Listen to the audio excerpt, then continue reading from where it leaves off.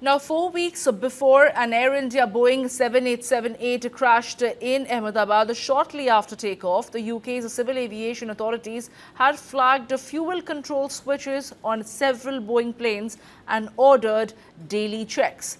Now, the UK aviation regulator issued a safety notice on 15th May instructing operators of 5 Boeing modules, including the 787 Dreamliner, to review a US Federal Aviation Administration airworthiness directive. The FAA directive had flagged fuel shortcuts and shut-off valve actuators as potential safety concerns.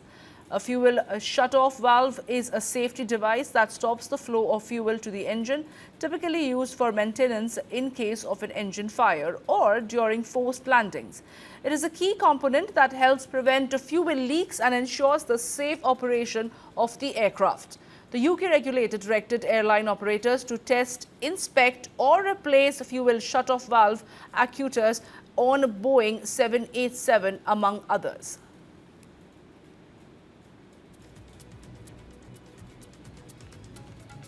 And to discuss this further, I'm joined by Captain Sanjay Karve, a former accountable manager, aviation government of Maharashtra. Well, thank you, Mr. Karve, for taking your time and joining us here.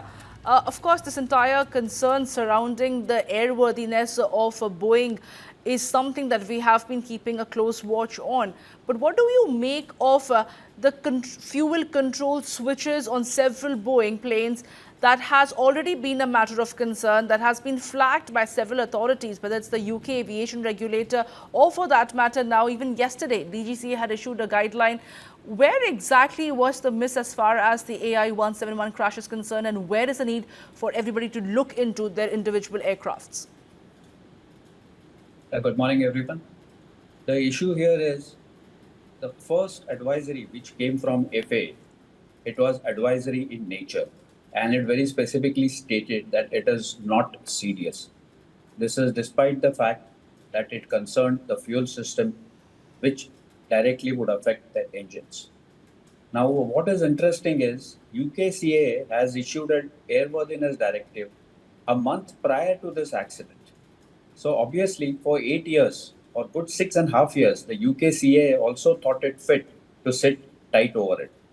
Now, fuel control switch and fuel control valve are two different things. The fuel control switch controls the valve, which actually shuts down or opens up the pipes, which leads to fuel into the engine. The original directive, which not directive, advisory, which had come from FAA, was merely to check the fuel control switch, saying that the locking device may have given way in some of the aircraft. Whereas in this particular case, the CAA has asked for the fuel control valves to be checked and replaced if required. If I am not wrong, a member of the UK CAA was also a part of the AIB investigation. What I am surprised is how come during the investigation it was not brought out that UKCA had issued an directive for checking these fuel control valves. I would assume that when an inquiry of this nature is carried out, AIB would definitely look at any regulatory findings or directives on this type of aircraft issued by any ICAO member. And UK happens to be a prominent ICAO member. So I would be right in assuming that AIB knew of this directive? Or is it that this directive has only now surfaced, which was lying hidden, and no one had bothered about it? This entire accident is opening up a lot of questions, the inquiry. Instead of providing us answers, it is leading us more and more questions and more into the gray area. Yes, what it had helped us is sabotage is ruled out, bird hit is ruled out, fuel contamination is ruled out. But rest of the cases, we are delving more and more into the gray area to which no one really has an answer or no one really wants to commit.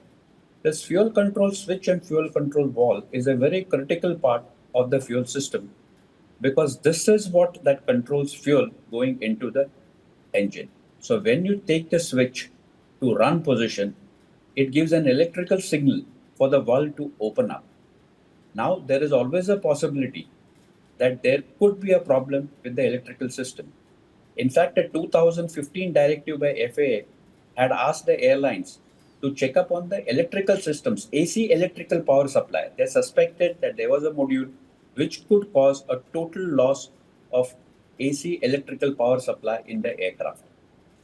So I really don't know if that directive was linked with this particular UK thing or it's an independent one. Notwithstanding that, the fact does remain that the fuel control switch and the fuel control valve has come under a lot of scrutiny, and the earlier the organizations involved come up with a clear-cut answer, the better it is for aviation safety all over the world. We need to remind ourselves that there are 1,100 787s flying across the oceans every day, and thousands of 737s are flying across all the continents. Mr. Karve, what you've said right now has really raised some pertinent questions and a lot of food for thought. But I'd like to draw your attention to another data that has now surfaced, where 65 in-flight engine shutdowns were reported in India over the last 5 years. Now, 11 mayday calls had also occurred in the last 17 months, and fuel issues and mechanical failures were the primary causes. So where exactly is the lax when it comes to ensuring that the maintenance and the scrutiny before the aircrafts take off, to ensure the airworthiness of these aircrafts? Where has been the lapses, Mr. Karve? The lapses could be pointed to each and every agency. If you are saying more than 50 incidences of engine shutdown in flight, obviously they would have been reported to the DGCA, or they are mandated to be reported to the DGCA, and DGCA mandates it to be reported to the aircraft or engine manufacturer. I assume in this particular case, it would not only be the 737, 787, but also the A320 series of aircraft. We really don't have a breakdown as to which of the aircraft which had these issues or which of the aircraft which had piped up a mayday. Now, if these issues have been flagged by the airline to the DGCA, we need to figure out what directives have DGCA given to the airlines, or has the DGCA taken it up with the appropriate OEM, whether GE, whether Pratt and Whitney or Rolls-Royce, or as the case may be. So here, the DGCA needs to answer as to what steps have they taken as a regulator to ensure safety of these aircraft. But Mr. Karve, now of course the DGCA has ordered fuel control switch checks on a select Boeing aircraft, and the report has to be submitted by 21st July. This is as per the 2018 Federal Aviation Advisory.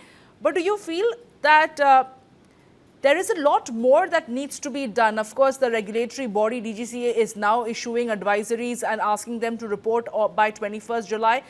But why hasn't this been done earlier? I agree with you. It should have been done earlier.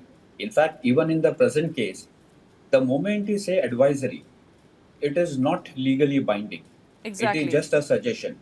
But thereafter, you are giving a date, saying that please give me a completion report by, I think, 21st of July. In that case, how does it become an advisory? Then it becomes a mandatory note. So there is a lot of mismatch, or I think it is more of a reactive things which are happening at the regulator level. Instead of a proactive things, there are reactive things which are happening. Okay, Etihad and Singapore Airlines were the first one to insist on these checks after the AIB report was out. If you recollect, the AIB report did not give any recommendation either to the airlines, to the manufacturer or the engine manufacturer or the Indian Airlines. It gave zero recommendation. What also beats everyone is, how was this report available with the foreign media at least 48 hours prior to it being published in India? Or were we trying to get the confirmation, is this all right? This is what we are going to publish. So this seems to be all reactive in nature. Okay, this has happened, let me do this. This has happened, let me do this.